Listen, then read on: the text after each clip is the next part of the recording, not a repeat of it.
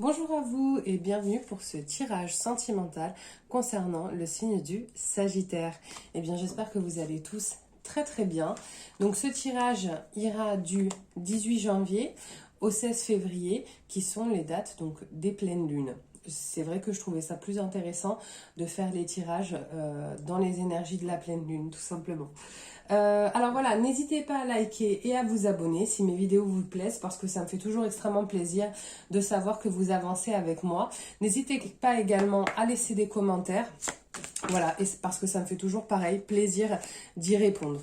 Voilà, alors là j'ai des cartes qui sont tombées, je vous explique rapidement, j'ai changé un petit peu le modèle de jeu que je fais habituellement. Donc là c'est où vous en êtes, pourquoi vous en êtes arrivé là, qu'est-ce qui vous bloque, qu'est-ce qui vous aide. Et là, j'ai décidé de faire une partie qui va être dédiée à la personne qui est dans vos pensées, avec qui vous êtes ou qui est dans votre cœur. Donc, qu'est-ce qui la bloque par rapport à la relation et qu'est-ce qui la fait avancer. Et pour finir, ce vers quoi vous allez vous diriger. D'accord? Donc, c'est parti. Alors, où en sont les Sagittaires actuellement ? Donc là, vous réfléchissez visiblement à un contrat, vous réfléchissez à un engagement. Ce que je ressens pour vous les Sagittaires et ce que j'ai en canalisation, c'est qu'il y a quand même ce qui... Le Sagittaire, vous êtes plutôt un caractère qui est fonceur. C'est-à-dire que quand vous sentez que vous êtes tombé sur la bonne personne, sur la bonne relation, même si c'est le début, vous avez tendance à vous lancer et vous avez tendance à la vivre pleinement. Là, il y a quelque chose qui vous bloque. Ce que ça me dit, c'est qu'il y avait trop de cartes. C'est que ça ne vous bloque pas pour rien. C'est qu'il y a des éléments... Pour que vous soyez bloqué et que vous ne vous lanciez pas tout feu, tout flamme, c'est qu'effectivement, il y a quelque chose. D'accord? Donc, on va voir ce qui a fait que vous en arriviez là. Donc là, j'ai la maison et j'ai l'engagement. Donc là, effectivement... vous êtes a priori dans une relation qui pourrait vous apporter une prospérité sentimentale, quelque chose de très stable. Vous avez une personne en face de vous qui souhaite vraiment s'engager avec vous et qui souhaite vraiment avancer à vos côtés. Je pense que là, il va y avoir essentiellement deux cas de figure. Il va y avoir des personnes qui vont être bloquées du fait peut-être de n'être pas encore prêt à se lancer dans quelque chose de si concret, de si constructif. D'accord? Il y en a d'autres qui se méfient quelque part, qui se méfient d'avoir en face d'eux une personne qui est à ce point envie de se caser, de se marier ou de faire des enfants. Je sais pas exactement sur quel point ça se joue, peut-être certainement même sur tous. Il y a quelque chose en tout cas qui vous semble pas, il y a quelque chose qui vous semble pas complètement, oh, j'en ai trop qui sont tombés. Il y a quelque chose qui vous semble pas complètement net, si vous voulez. Ça, quand on sent quelque chose qui est cohérent, on se lance, on réfléchit pas, on sent que les feux sont ouverts, que les voies sont ouvertes. Là, vous concernant, c'est pas le cas. Il y a quelque chose qui vous bloque et vous vous sentez bloqué. C'est ce qui vous empêche réellement d'avancer plus. Donc, on va voir un petit peu quels sont les points bloquants. La loi et les fleurs. Oui, vous vous sentez pas dans la justesse. Hein. Vous vous sentez pas dans la justesse vis-à-vis de cette personne. Alors, je vais employer une phrase que j'aime pas trop, c'est-à-dire c'est trop beau pour être vrai. Bien évidemment, si vous vous y autorisez, vous avez accès au meilleur. Mais là, vous avez l'impression que c'est une illusion, que ce que la personne vous montre ne reflète pas totalement la vérité. Voilà, ce qu'elle vous montre, c'est beau, c'est authentique, etc. Et pourtant, vous sentez qu'il y a quelque chose qui ne va pas. Vous, profondément, vous le sentez. D'accord ? Qu'est-ce qui va vous aider ? D'accord. Ce qui va vous... Donc là, j'ai l'enfermement et j'ai voilà, l'enfant intérieur. Ce qui va vous aider, ça va être peut-être de prendre du recul et de vous introspecter.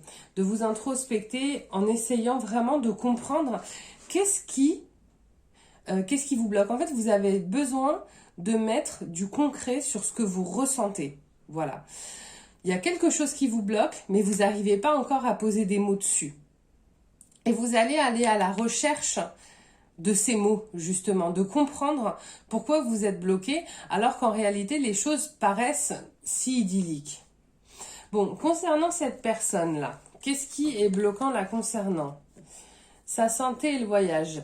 Moi, pour moi, ce qui me vient en canalisation, c'est que c'est quelqu'un qui n'est pas forcément très stable psychologiquement. D'accord? Je pense pas que ce soit quelqu'un qui va bien. D'accord, qui va bien dans sa tête. Je suis pas sûre que cette personne psychologiquement soit saine pour vous. D'accord. Qu'est-ce qui l'a fait avancer? Voilà, donc là j'ai l'échec et j'ai le nid. C'est pareil, est-ce que finalement cette personne-là, elle voit pas en vous l'opportunité de se caser?